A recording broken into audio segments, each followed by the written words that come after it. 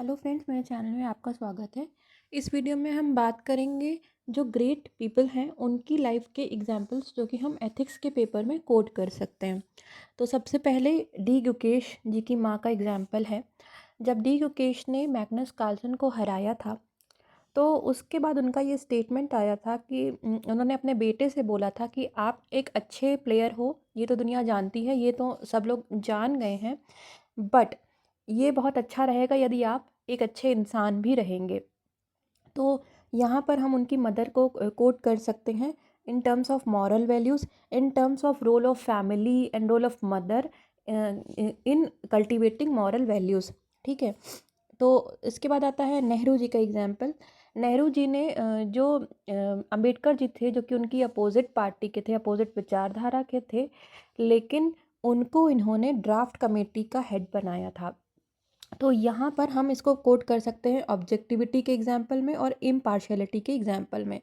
फिर आता है 26/11 के टाइम पे जो मेजर संदीप उन्नीकृष्णन थे, उन्होंने जो सारी जो अपने साथी थे उनसे बोला था, उनको बचाने के लिए बोल दिया था कि तुम लोग मत आओ, I will handle it all alone. ठीक है, तो सिंगल हैंडली उन्होंने कई सारे टेररिस्ट को मारा एंड फिर उसके बाद उस प्रोसेस में वो स्वयं भी शहीद हो गए थे। तो यहाँ पे हम देखते हैं spirit of service, courage of conviction and dedication to public service, यहाँ पे हम इनका एग्जाम्पल लिख सकते हैं। फिर रानी लक्ष्मीबाई, क्योंकि जब उनके हस्बैंड की डेथ हो गई और फिर उसके बाद अंग्रेज़ों ने कोशिश की कि उनका साम्राज्य हड़प लिया जाए, उनका राज्य, तो उसके बाद उन्होंने अंग्रेज़ों से बहुत ही करेजियसली फ़ाइट किया। तो वहाँ पे हमें responsiveness, female leadership, courage of conviction, ये सारी चीज़ें हमें दिखती हैं। इसके बाद आता है एग्जाम्पल डॉक्टर कलाम का। जब एक बार इनकी फैमिली ने इनको विज़िट किया, रामेश्वरम से इनके घर में आए प्रेसिडेंट हाउस में, तो प्रेसिडेंट हाउस में जब उनकी फैमिली रहने आई, उस पूरे रहने का जो खर्चा था, पूरी विज़िट का जो खर्चा था, इन्होंने अपनी पॉकेट से दिया। इन्होंने ऐसा नहीं किया कि उसकी जो मतलब राज्य के ऊपर मतलब गवर्नमेंट के ऊपर जो है वो कोई भार बनने दे अपनी फैमिली के खर्चे को। तो यहाँ पे उनकी ये इंटीग्रिटी को दिखाता है, ऑनेस्टी को दिखाता है। फिर सतीश धवन सर जो थे, जब पहला जो भारत का एसएलवी टेस्ट था वो फेल हो गया, तो उन्होंने सामने आकर पूरी लीडरशिप, पूरी जिम्मेदारी अपने ऊपर ली और अपनी टीम को बिल्कुल भी उसका जिम्मेदारी नहीं लेने दी। लेकिन जब उसके बाद एसएलवी में सक्सेसफुल हुआ तो जो टीम थी उसको उन्होंने उस जिम्मेदारी दी। तो ये एग्जाम्पल होता है कि जब फेलियर हो जाए तो उसकी रिस्पॉन्सिवनेस जो होती है वो लीडर लेता है। तो यहाँ पर हमें एग्जाम्पल मिलता है लीडरशिप का, अकाउंटेबिलिटी का और टीम वर्क का। फिर इसके बाद हमें एग्जाम्पल मिलता है अब्राहम लिंकन का। अब्राहम लिंकन जो थे वो एक स्टोर क्लर्क पे पहले काम करते थे, और एक बार क्या हुआ कि उनको एक आदमी आता है और वो जो उसका वो 6 सेंट जो होता है वो गलती से दे जाता है।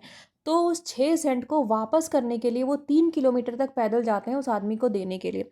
तो यहाँ पर हमें दिखती है इनकी ऑनेस्टी और इंटीग्रिटी। ठीक है, फिर उसके बाद चिपको मोमेंट।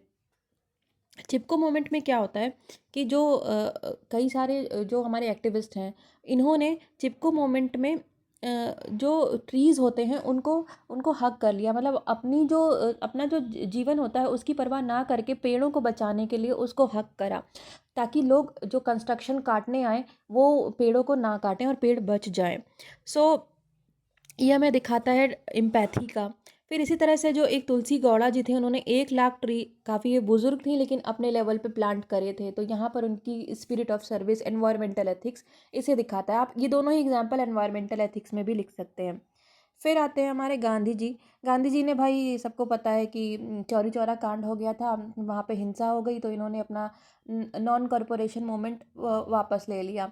तो यहाँ पर ये इंटीग्रिटी का एग्जाम्पल है, क्योंकि भाई उनके वैल्यूज़ थे कि सत्य जो है वो हम अहिंसा और सत्य, और ये दोनों वैल्यूज़ थे, तो वहाँ पर उन्होंने अहिंसा का जो वैल्यू था वो नहीं फॉलो हुआ, तो फिर उन्होंने जो है एनसीएम को वापस ले लिया। तो वहाँ पे हम बोल सकते हैं कि इंटीग्रिटी दिखाता है हमें कि भाई जो हमारे वैल्यूज़ हैं उसमें हम कायम रहेंगे। फिर उसके बाद आते हैं लाल बहादुर शास्त्री जी। इनके पास अपने नाम पे कोई प्रॉपर्टी नहीं थी, कोई भी इनका खुद का व्हीकल नहीं था, और जो भी मतलब अपने नाम से इनके पास एक सिंगल प्रॉपर्टी भी नहीं थी। तो ये इनकी सिंप्लिसिटी और इनकी ऑनेस्टी को ये चीज़ शो करती है। तो ये थे कुछ एग्जाम्पल जो ग्रेट पीपल के थे, जिनको आप अपने आंसर्स में कोट कर सकते हैं। Thank you.